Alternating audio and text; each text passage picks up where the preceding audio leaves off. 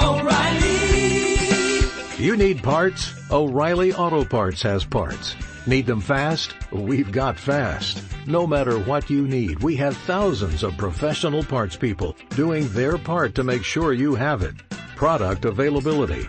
Just one part that makes O'Reilly stand apart. The professional parts people. O'Reilly Auto Parts. The Clyde Beatty Show. The world's greatest wild animal trainer, Clyde Beatty, with another exciting story from his brilliant career. This master of the big cats captures ferocious jungle beasts and trains them to perform under the big top in the circus, where there are always thrills, action, and danger. Hundreds of dramatic behind-the-scenes adventures are all part of the Clyde Beatty story. Here in Mr. Beatty's own words is the story he calls Danger in the Deep. A few seasons ago, our circus played a week's engagement in enchanting Hawaii. At the end of our run, circus equipment and personnel were loaded aboard a steamer to return to the States. But what about Harriet and me? Well, we became tourists. We forgot all about guns and whips and steel arenas and concentrated only on enjoying the hospitality of the islands. What'll it be now, honey? You want to stay here and relax on the exotic terrace of the Royal Palm Hotel? Or swim in the moonlight at exotic Waikiki Beach? Or visit the hula heaven where exotic native girls perform their dances? Haven't you something more exotic? Oh, those travel folders make it tough to decide, don't they? Oh, yes. But I won't be hard to please. I'll just be... Huh? What's the matter? Oh, the couple coming toward our table. Aren't they the ones we met the other night? The Randalls? Oh, yes, the J. Wilson Randall. That's right. I heard he's done very well in the apple business over here. Pineapples, dear. Oh, all right. I was half right anyway. Well, Mr. and Mrs. Beatty. Good to see you again. I believe you've met my wife, Rita. Yes, the other night. How are you, Mrs. Randall? Oh, just fine, thanks. Hello, Mrs. Beatty. I hope we're not intruding. Oh, not at all. Clyde and I were just relaxing. Please join us, won't you? Thanks, but we... Now, come on. Have chairs. You're not interrupting a thing. As a matter of fact, maybe you can help us. Well, in that case, we'd be glad to. We're staying over for a few days and then flying back to the mainland, Randall. But we're in a typical tourist dilemma. I know. Can't make up your mind what to do, huh? Exactly. You've lived here several years, I understand. Perhaps you could give us a tip or two. Well, I don't know. I've long since gotten over my early enthusiasm for the place. Oh, that's Jay's way of saying he's bored to death with the monotony of life in the islands, Mrs. Beatty. Well, Rita's right, but that's neither here nor there. I do have one idea, though. I don't know whether or not you folks are interested in volcanoes. One of our star attractions here is Mauna Loa, you know. So the travel folders tell us, but they also tell us it's located on the island of Hawaii, and that's quite a distance from Oahu here, isn't it? Yes, but not too far if you have some time. Would you like to see it? Oh, we'd love to. I know it'd be wonderful, but... Say no more, fair lady. You're as good as there. What are you driving at, Randall? Well, I just happen to have a little boat that's raring to go. She's got good accommodations, and we've been looking for an excuse to get away for a few days anyway. Of course. You folks come along. You'd love it. Well, that's awfully nice of you. We'll accept no excuses now. Let's throw a few things in a suitcase and leave tonight. How about it? Well, what do you think, Harriet? Well, it sounds wonderful. That means yes. It's all settled then. And as your host, I promise you'll have a time you'll never forget.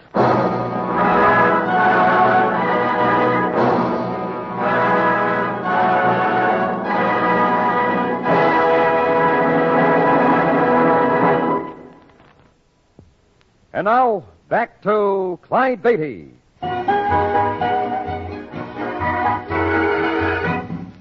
Harriet and I were enthused at the prospects of really seeing the islands, and a short time after receiving the Randalls' invitation, we returned to our room to pack the few things which we wanted to take along. Oh, I wish I'd known in advance we were going to take a trip like this. I don't have any clothes that are really appropriate. Here we go again. You girls never seem to have the right kind of clothes. And you men never seem to worry about how you're dressed. Clyde, is that all you're taking? Well, sure. This isn't the lure line we're going on, honey. Oh, I guess you're right. It was nice of the Randalls to ask us to go, but... But? Well, I wonder why they did. After all, we scarcely know them. Maybe they liked our looks. They should yours, anyway. Oh, thank you, kind sir. Well, it should be fun, though. Sure, we're lucky. I always say if you want to see a place the right way, have somebody who lives there show you around. Oh, I'll get it, honey. Hello? Yes, speaking. Okay, tell them we'll be right down. Thanks. That was the desk. The Randalls are waiting for us down in the lobby. No, they don't waste any time once they decide to do something, do they? Randall seems to be a man of action. You ready? All set. Okay, let's get with it, honey. Mauna Loa, here we come.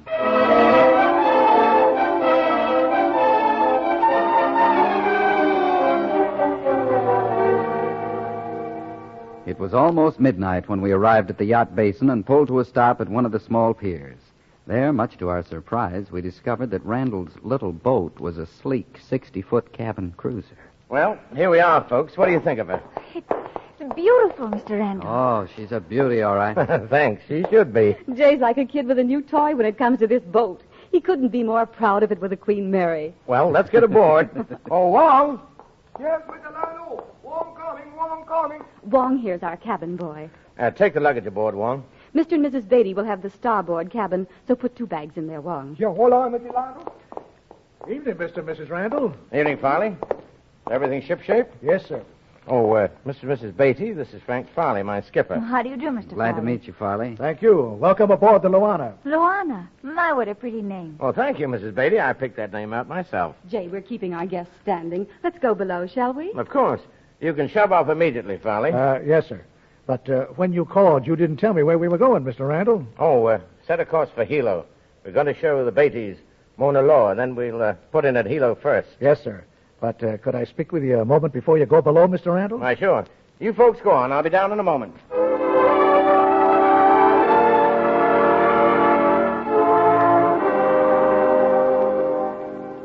I don't know what's keeping Jay, but I'm rather tired. I think if you'll excuse me, I'll go to our cabin and turn in. Oh, of course, Mrs. Randall. Oh, that sounds like a good idea to me, too. Well, I hope you'll be comfortable. If there's anything you want, just ring for Wong. Thanks. Jay's quite the early riser. Sleep as late as you like. It's perfectly all right. Good night. Good night, Mrs. Randall. Good night. Listen, Clyde. Sounds and feels like we're underway. Yes. Oh, what do you think of Randall's little scow, honey? Clyde, I can't get over it. I surely didn't expect anything like this, did you? Oh, this is wonderful. Get a load of the carpets and the furnishings. Boy, the folks back in Chillicothe can only see me now. I know what you mean. Mr. and Mrs. Clyde Beatty were the guests of Mr. and Mrs. J. Wilson Randall aboard their cruiser Luana on their recent trip to Hawaii. Mr. Beatty will be remembered by his many friends here in Chillicothe as the lad who used to train dogs in his backyard. Okay, I surrender. I'll try not to let all this luxury turn my head. I'm really not worried, Clyde. You're not the type. I guess you're right. Who was it said you could take the boy out of the country, but not the country out of the boy? I don't know, but I'm glad it's true. And to prove it is, I'll admit I'm sleepy. I suppose now that we're underway, we may as well turn in and get some rest. How about it? Oh, that sounds good to me. And in the morning, we can enjoy ourselves on the calm blue Pacific.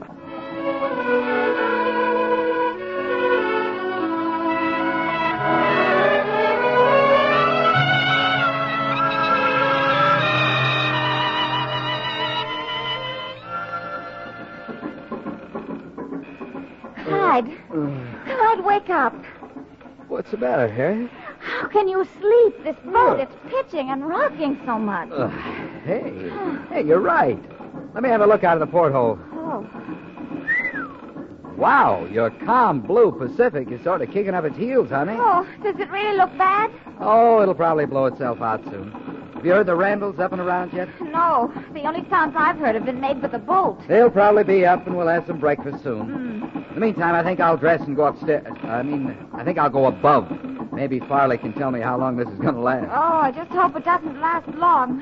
Why, honey, you're getting a little green around the gills. What's the matter? You feel sick? Oh, just a little woozy. I'll be all right. You go on up and talk to Farley.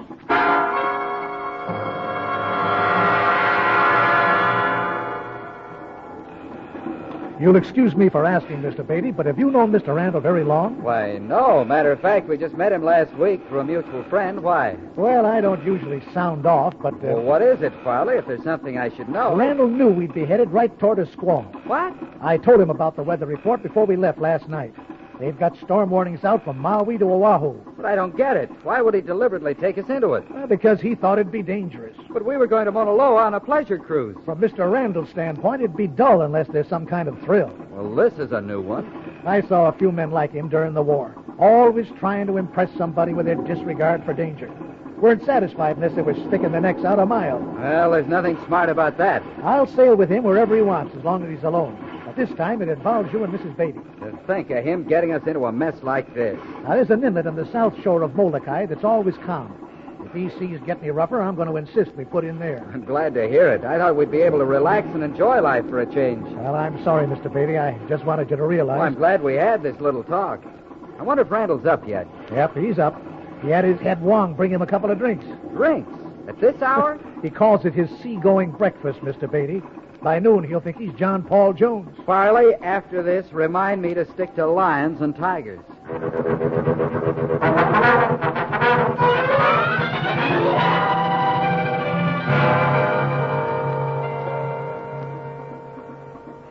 Glad you stopped in, Beatty. Bring Mr. Beatty a drink, Warren. Yes, Mr. Lionel. You like a lemon cola too, Mr. Beatty? No, thanks. Nothing for me, Wong. Yes, sir. I'll be back any minute, Mr. Lionel. Is Mrs. Beatty all right? I mean... Oh, she's not feeling her best, Mrs. Randall. She's not used to this sort of thing, of course. Oh, I'm terribly sorry. I've been trying to convince Jay that we should return to shore. If I'd known about the weather report before this morning, why, we would never have started. Oh, that's a woman for you. I tell you, Rita, everything will be all right in a little while. We'll pass through this in no time. You'll see. Don't you think it might be wise... I think it would be wise for everybody to stop worrying. Stop trying to tell me what should be done. I know what I'm doing. I say there's no need for worry. Well, maybe you're right, but Farley seems to think... Farley's an old woman.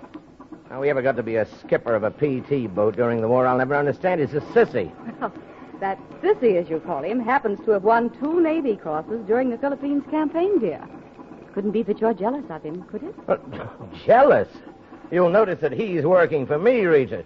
Why should I be jealous? Never mind. You wouldn't understand. If you folks will excuse me now... Now, don't rush off, Beatty. Well, I think I'll go see how Harriet's getting along now. I'll see you later. Okay, Beatty. Don't worry about a thing. Everything's under control.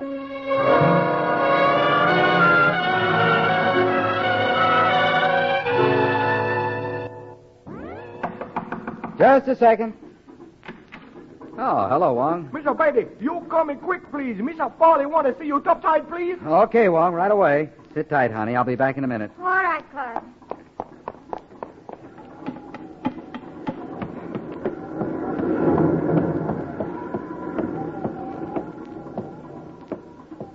Farley, what's the trouble? It's our starboard engine, Mr. Beatty. It's cutting out. I'm afraid it won't last much longer. Any idea what's the matter with it? Well, probably wet. We've shipped some water, and it may be just the ignition. I've got to have a look. Well, what can I do to help? Well, you hold the wheel here while I check that engine. Just keep her headed in this direction. Don't you think we better head for land, Farley? I've already come about. We're heading for Molokai now. Good. Well, what's all the excitement now? Our starboard engine, Mr. Randall. It's not running right. I'm heading for Molokai. Oh, so you decided to disobey my orders, huh, Farley? Well, I'm sorry, sir, but you hired me to run this boat, and this time I'm doing what I know is right. I should have done it long ago. This boat wasn't built for the punishment it's been taking the past hour. Don't be silly. You head back the way we were going. Nothing doing, Mr. Randall. We're shipping a lot of water, and if that engine goes, well... Farley's right, Mr. Randall. This is no time to be stubborn. Thanks, Mr. Beatty. Take the wheel here, will you? Right. I'm going to call the Coast Guard boat and give them our position, just to be on the safe side. Then I'll see what I can do about that engine. You're not going to call anybody on that radio, Farley. I'll teach you who's boss of this boat. No, Mr. Randall, stop. Don't touch that radio. Randall! Stop it. Now let's see you call the Coast Guard. Yeah. You shouldn't have done that, Mr. Randall. If we get in any more trouble than we're in now, it'll be curtains for all of us. Clyde. Mr. Farley. What is it, Harriet? The cabin. There's water coming up inside the cabin. What? Good grief. The pumps can't handle it. Well, Randall, any suggestions? I don't know. Farley, what can we do? You better start praying, Mr. Randall. It's out of my hands now. Oh, Clyde, is it that serious? I'm afraid it is, honey. It looks like our troubles have just begun.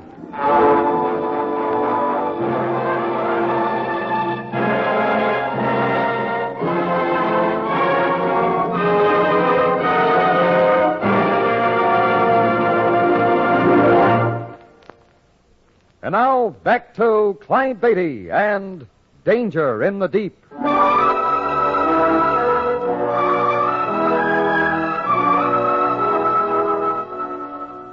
Harriet and I were on a pleasure cruise in the Hawaiian Islands aboard the J. Wilson Randall 60-foot cabin cruiser. The morning after leaving Honolulu, we awoke to find the boat rolling and tossing in heavy wind-swept seas. And a short time later, when one of the boat's engines quit, Harriet discovered water coming up into the cabins below. Mr. Beatty, hold the wheel here, and don't let it come up out in the trough. Keep her headed into the waves. Okay. Well, where are you going? One of the forward hatches has been carried away, and I got to try to cover it before we're swamped. Oh, Clyde, what are we going to do? I don't know, honey. And it looks like a long swim to Motor Guy. Why doesn't Farley call the Coast Guard? We can't now. Randall got mad when Farley suggested doing that and smashed the radio. But why? He's too stubborn to admit he made a mistake. Didn't like Farley's taking matters into his own hands. Well, it's no use, Beatty. I can't keep a footing on that deck. Farley, if water's coming into the cabin, won't it flood the engine compartment, too? No, the pumps will keep it out, I think. But with one pump not working, the water can still pour in the cabin. Our only chance is to get the emergency hand pump going. Quick. Okay, where's it located? Wong will show you. It's just after the galley.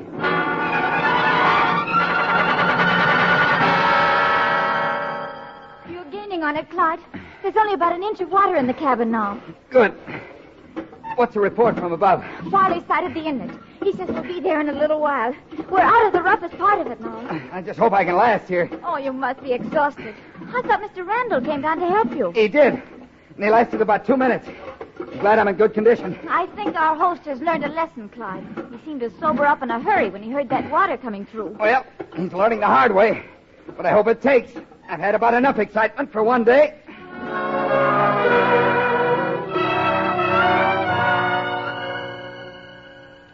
This inlet goes back quite a way, doesn't it, Farley? Lucky thing you knew about it. Well, it's handy, all right. I put in here a couple of other times when it got too rough. It's amazing. The water in here is as calm as a mill pond. It's a lagoon right out of a Technicolor epic. Well, we'll drop anchor here, and I'll see what's wrong with that engine. Can't get in too close on account of the coral reef. How deep is it here? Oh, 25 or 30 feet. There, that'll hold her. Well, I guess I'll join the others back on the stern deck. Let me know if I can help any. Thanks, Mr. Beatty. I'll do that. Well, I was just coming to get you, Beatty. I haven't had a chance to really apologize for being so stupid and so stubborn. It's all over now. Let's just forget the whole thing. Thank you. I am sorry. I didn't realize. No harm done, Randall. Say, honey, isn't this a beautiful spot, though? Oh, it's lovely, Clyde. The water's as clear as crystal. You can see the bottom and all sorts of fish. Your wife tells me you're quite a fisherman, Mr. Beatty. Well, I don't get much chance at it these days, but I love to try. How you fixed for tackle, Randall? Oh, I think we've got a couple of outfits aboard. But say, I've got a better idea. Do you swim? Sure, why? Ever do any fishing with a spear gun? Underwater fishing? No, I've read about it, but I've never tried it. I'll bet you'd like it. It's one of my favorite sports. But you got to have a bunch of fancy equipment for that, don't you? Oh, don't worry. I've got the equipment. And this is a perfect spot to use it. Wait, I'll get it out of the locker. Jay's anxious to show you a good time for a change, Mr. Beatty. And if you like swimming and fishing, this should be his best opportunity. Sounds like fun, all right. Maybe we could get a fish dinner promoted here. And this time, you won't get away with any fish stories about the big ones that get away. We can see the whole show from here, you know. Here we are. You'll find swimming trunks in your cabin, Beatty. Thanks, but I brought my own along, Mr. Randall. Hey, what is all this stuff here? Oh, these are the cleverest gadgets you ever saw. They're called water gills. All you have to do is fasten the harness on your back and make like a fish. Water gills, huh? No doubt an improvement on the fish's own system, huh, Randall? Almost. Now, this little tank here holds compressed air. Now, you breathe through the face mask that's connected to the little rubber hose. Why, I've stayed under more than a half an hour with one of these on. Well, that's amazing. But what are these other things? Oh, those are spear guns. Now, this spear is shot like an arrow by the powerful little spring here. And if your aim's good, you can kill a good-sized fish with one of these. That's enough for me. I'll see you in a minute. Clyde, where are you going? To get into my swim trunks. This looks like fun.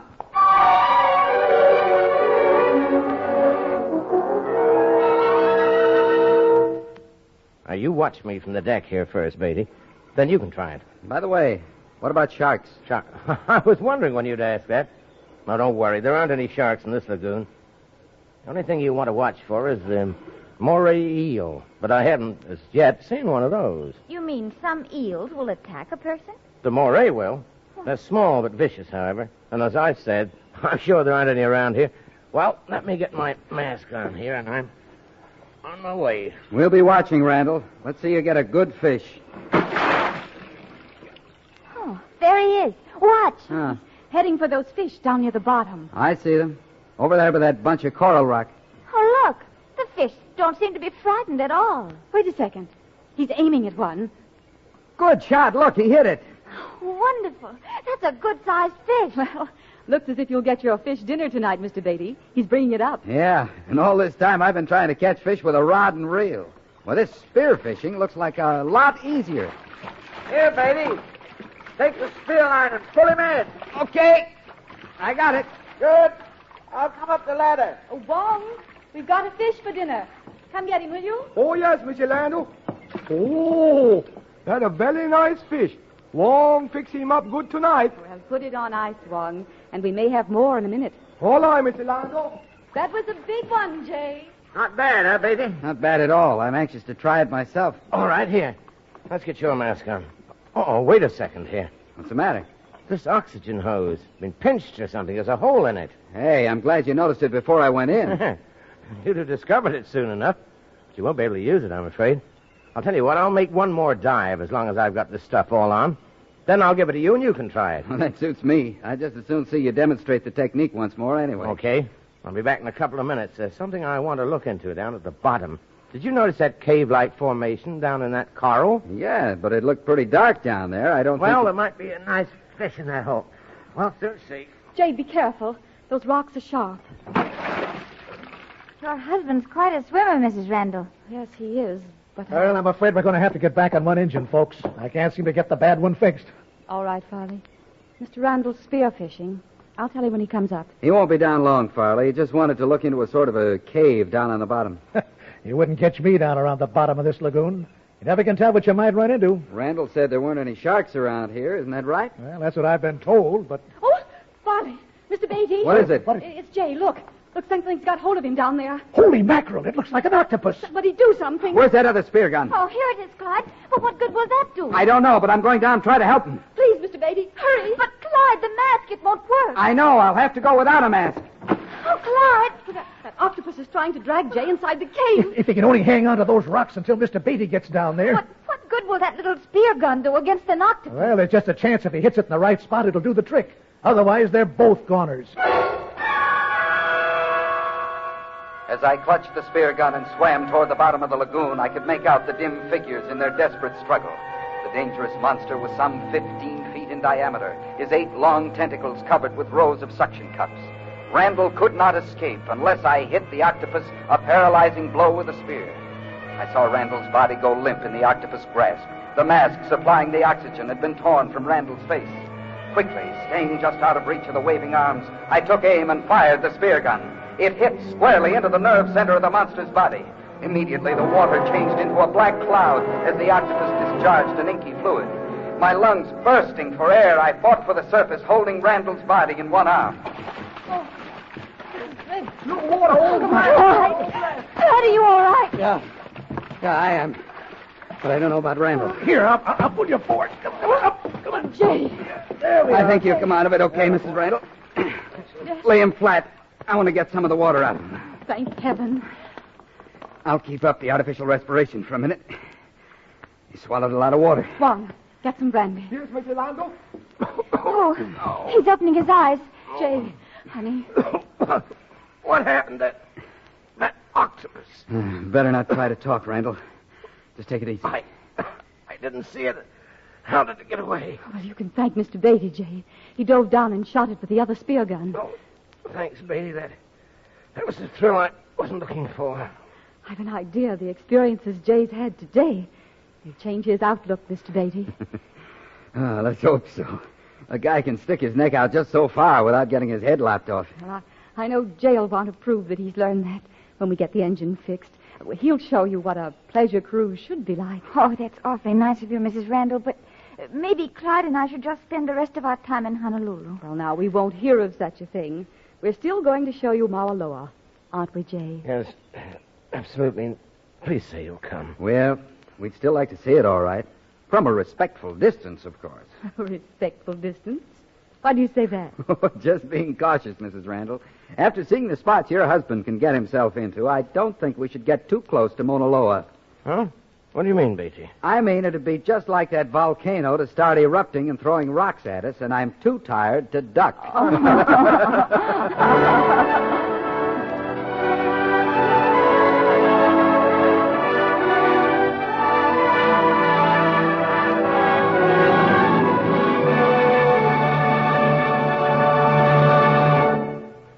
Clyde will return in just a moment to tell us about his next exciting adventure. But first...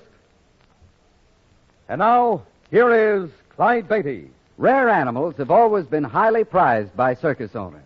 A few years ago, while on an expedition in Siam, I found one of the rarest.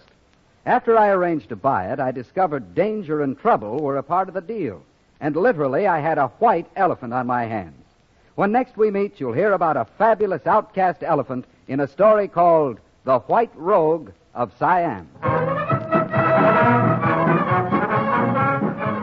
All stories are based upon incidents in the career of the world-famous Clyde Beatty and the Clyde Beatty Circus. The Clyde Beatty Show is produced by Shirley Thomas. Danger in the Deep was written by Robert T. Smith and Frank Hart-Trossig. All names used were fictional, and any resemblance to persons living or dead is purely coincidental. This is a Commodore production.